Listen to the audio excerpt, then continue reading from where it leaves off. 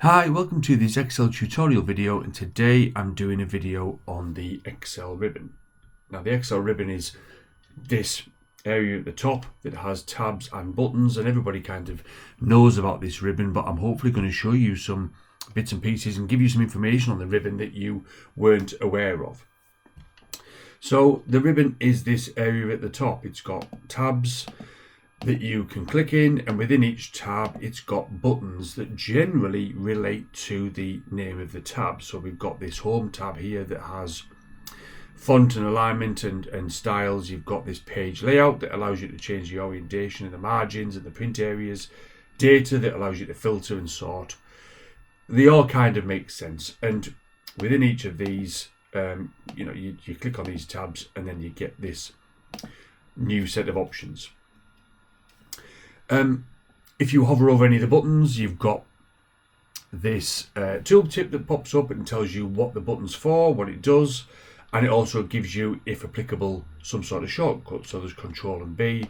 So if I click on that and do Control and B, it makes things bold. If I hover over here, it's Control and U, and I can do the same thing here. And then, I can just click on the buttons to deactivate it. Also, if you had a problem with your mouse and you weren't able to access the tabs using the mouse, you can press the Alt key, and the Alt key then suddenly brings up all of these little letters here that refer to a particular tab or a particular button. So if I want to go to the data tab here, I press A, and then all of a sudden I get another set of letters that refer to a particular button within that tab.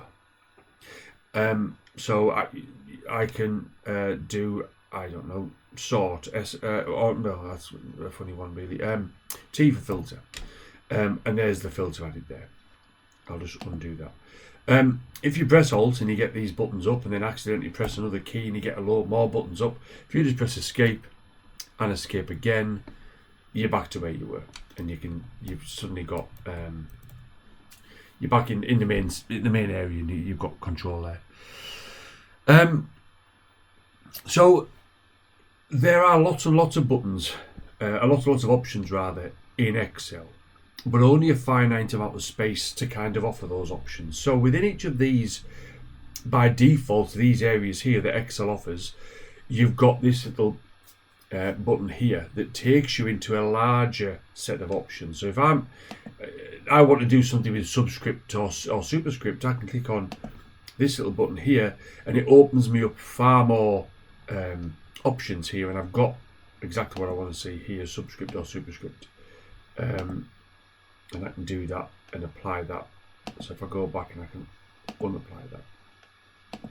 So in the Excel out of the box areas, you've got these little bits here that you can click on. So if I go to page layout, you've got a similar sort of thing here to get more options. But there's a lot more options than actually displays on screen. So maybe you want the subscript or the superscript button to be available in this toolbar, in which case you need to customize the toolbar.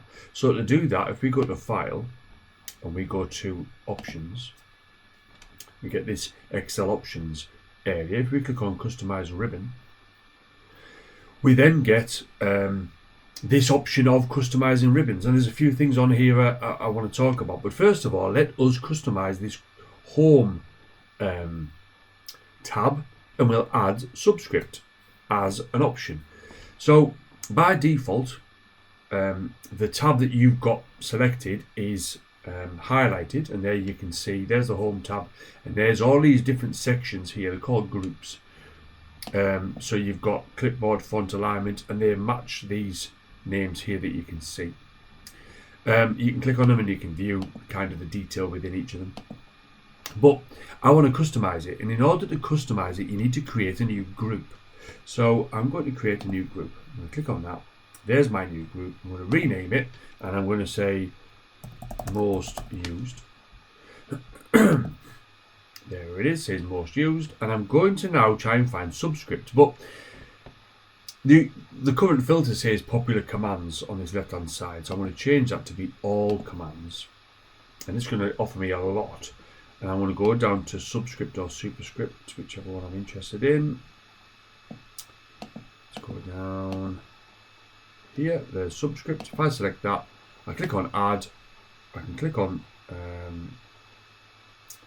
superscript, click on add, click OK, and now I've got this new little area here, this new group with subscript and superscript. So you can add these things. Maybe you want to choose a tab that's got a bit of room, maybe like the review tab, I don't know. But anyway, that's how you customize it. And if actually I don't want it anymore, we'll go back to options, we'll go back to customize ribbon, and we will select it and we'll remove it. And there it is gone. There is another tab that generally isn't displayed out of the box, and it's the developer tab. So if you've got some sort of reference to a developer tab and you don't see it, we go to file and options, customize ribbon, there here is the developer tab, and we can tick that and it will then be displayed at the top, and now it is there for me to select. If I go back into here, and we go back to customize ribbon, we've got here the main tabs here, but there are more tabs. So if I just click on the drop down here, and we'll choose the tool tabs.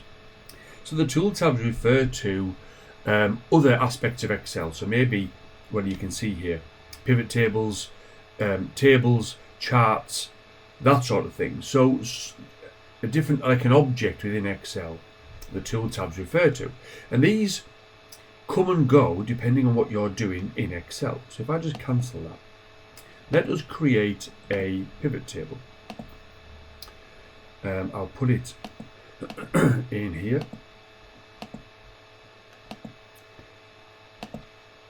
Okay, so there's my pivot table. All of a sudden now I've got the pivot table, and I can start putting